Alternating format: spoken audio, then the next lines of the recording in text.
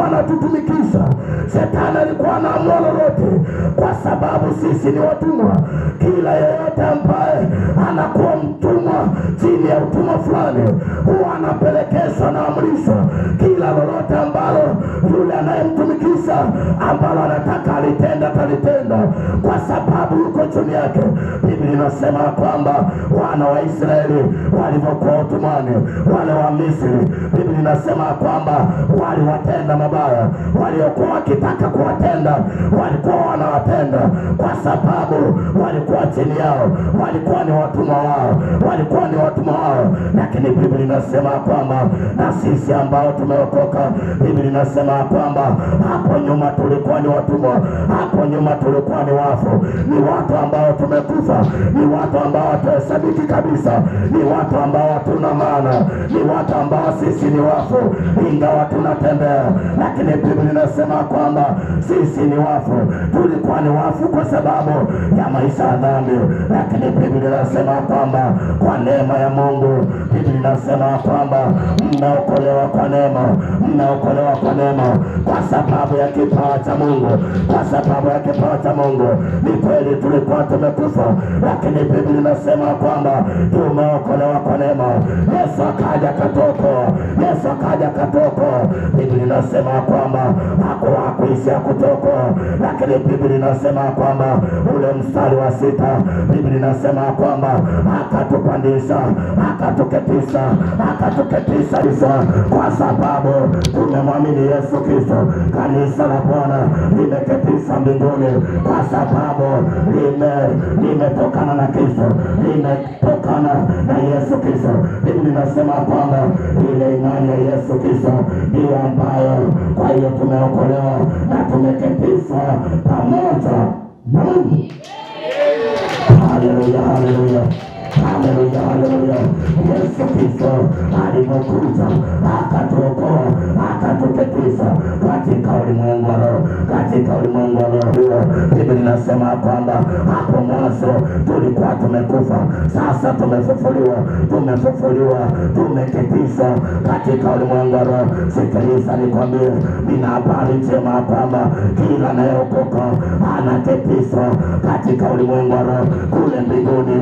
Na Biblia inasema kwamba wakati Yesu Kristo amemaliza kazi, akaenda kuketi kwenye mkono wa kuume, kwenye mkono wa kuume wa Mungu. Yesu Kristo aliketishwa na Mungu Baba mbinguni. Nami nakutangazia kwamba wewe ambaye umeokoka, wewe ambaye umeokoka, umeketishwa kule mbinguni, mahali ambapo Mungu yupo, mahali ambapo Mungu yupo, hapo ndipo ambapo tumeketishwa. Lakini Biblia inasema wale ambao wanaishi maisha ya dhambi, Biblia inasema kwamba wale wanatawaliwa na yule mkuu wa dunia ambaye ni Shetani, wako chini yake. Lakini Biblia inasema wote sisi ambao tumempokea Yesu Kristo, Biblia inasema kwamba tumeketishwa mbinguni, tumeketishwa mbinguni. Kama yuko mtu mahali hapa hajaokoka, okoka leo, uketishwe mbinguni, uketishwe mbinguni, okoka leo, uketishwe mbinguni, uketishwe mbinguni. Kuketishwa manake ni kujulikana, ni kujulishwa. Kristo anajulikana mbinguni, na wote ambao watakaomwamini watakuwa wanajulikana kule mbinguni. Maana kule mbinguni unakuwa unajulikana na Mungu mwenyewe. Biblia inasema kwamba Yesu Kristo atakaporudi atawadhihirisha walio wake, atawadhihirisha walio wake, atawadhihirisha walio wake. Leo kama hujaokoka, mwamini Yesu Kristo ili udhihirishwe mbinguni. Bwana Yesu asifiwe. Haleluya. Biblia inasema kwamba Mungu aliyeweka matendo mema, Mungu aliyeweka matendo mema ili kwa matendo hayo tuweze kuishi nayo. Kama Mungu ameweka matendo ili tuweze kuishi nayo, Shetani naye ameweka matendo ili watu waishi nayo. Bwana Yesu asifiwe. Bwana Yesu asifiwe. Haleluya, haleluya.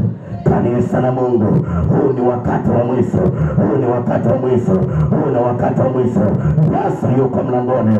Kuna siku moja Yesu akanionyesha huko mlangoni, aliyemwamini Yesu Kristo uweze kupita kwayo. Haleluya, haleluya. Ndio maana tunatoka mauti na kuja uzima, tunatolewa mautini, tunatolewa kaburini, tunakuja kwenye uzima.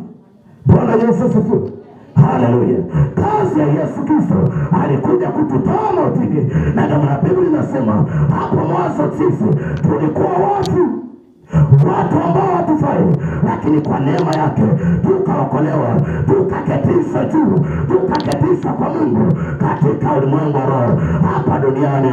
Ingawa watu wanatuona ni kweli tunaishi nao, tunakula nao, lakini tumeketishwa katika ulimwengu wa roho, tumeketishwa na Mungu, tunaishi na Mungu katika ulimwengu wa roho, katika ulimwengu wa roho tumeketishwa na Mungu Baba. Bwana Yesu asifiwe. Haleluya, haleluya, haleluya. Biblia inasema tumeokolewa kwa neema, ile imani ya Yesu Kristo ambayo tuliamini. Biblia inasema kwamba kwa imani ile tukaokolewa, tukaketishwa juu, na ndio maana kuokoka ni lazima, kuokoka ni lazima. Maana mtu anapookoka anahamishwa. Kuokoka maana yake kuhamishwa. Inawezekana wako watu wengine wapo makanisani lakini bado hawajahamishwa. Biblia inasema kwamba tunatoka mautini na kuingia uzimani. Biblia inasema kwamba Yesu Kristo tumeketishwa naye katika ulimwengu wa roho, katika ulimwengu wa roho. Inawezekana wako watu ni kweli mbingu. Bwana Yesu asifiwe. Haleluya, haleluya, haleluya. Biblia inasema hapo tulikuwa wafu kwa ajili ya makosa ya dhambi zetu. Kila anayeishi maisha ya dhambi amekufa. Kila anayetenda dhambi amekufa. Yeye ni mauti, yeye ni mfu. Kila anayeishi maisha ya dhambi. Wote hapa ambao tumeokoka tulikuwa tunaishi maisha ya dhambi. Kila mmoja anafahamu ambapo ametoka, kila mmoja anajua mahali ambapo ametoka, ambapo Yesu amemtoa. Tulikuwa watumwa wa dhambi. Kila mmoja na ushuhuda juu ya wokovu wake. Mmoja ametolewa hapa, kila mmoja alipotoka. Hakuna aliye mtakatifu isipokuwa Yesu Kristo peke yake. Bwana Yesu asifiwe. Hakuna mwanadamu mtakatifu. Kila anayeokoka anatoka kwenye dhambi. Bwana Yesu asifiwe. Na ndio maana Biblia inasema mlikuwa wafu, mlikuwa watumwa wa dhambi. Kila aliyeokoka anatolewa kwenye dhambi, anatolewa mautini na kuwekwa uzimani. Bwana Yesu asifiwe. Na ndio maana tunahubiri injili ya kwamba yupo kwenye mauti, yeye hajaokolewa, anamhitaji Yesu Kristo. Biblia inasema kwamba tunapookolewa tunaketishwa katika ulimwengu wa roho, tunaketishwa mbele za Mungu Baba. Haleluya, haleluya. Je, umeketishwa? Je, una uhakika? Ingii kanisani kwa mazoea. Hatufanyi ibada za mazoea, tunafanya ibada kwa sababu tumeketishwa katika ulimwengu wa roho, tumeketishwa na Mungu Baba. Bwana Yesu asifiwe. Bwana Yesu asifiwe. Na ikiwa tumeokolewa, tumewekewa njia ya kuendea. Tumewekewa njia ya kuendea, njia ambayo Mungu aliwawekea watu wake. Mungu ametuwekea njia ya kuiendea. Kanisa lazima tuweze kuwa watakatifu. Yesu yuko mlangoni. Yesu yuko. Bwana Yesu asifiwe. Msingi wa kanisa ni utakatifu. Msingi wa kanisa ni utakatifu. Dunia si mahali petu. Dunia si mahali petu. Na ndio maana Biblia inasema mlikuwa wafu kwa sababu ya dhambi zenu. Yesu Kristo akaja akatutoa kutoka kwenye mauti akatuingiza kwenye uzima.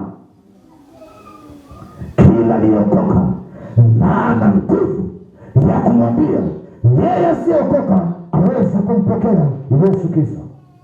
Biblia inasema kila mwana ana ushuhuda. Bwana Yesu asifiwe. Wewe uliokoka una sababu na nguvu ya kumwambia yeye ambaye hajaokoka aweze kumpokea Yesu Kristo kuwa Bwana na Mwokozi wa maisha yake. Cha dhambi siwe naihubiri Injili nisije nikawahubiria baadaye nikawa mtu wa kukataliwa. Kanisa lazima tuweze kuishi maisha matakatifu, ndio msingi wa Kristo. Tusisumbuke kwa habari ya maisha yetu. Bwana Yesu asifiwe. Bwana Yesu asifiwe. Msingi wa kanisa ni maisha matakatifu. Biblia inasema Mungu ametuwekea matendo hayo ili tuweze kuyatenda, ili baadaye Bwana wa Adamu atakapokuja aweze kudhihirisha dunia ya kwamba hawa ni watoto wangu,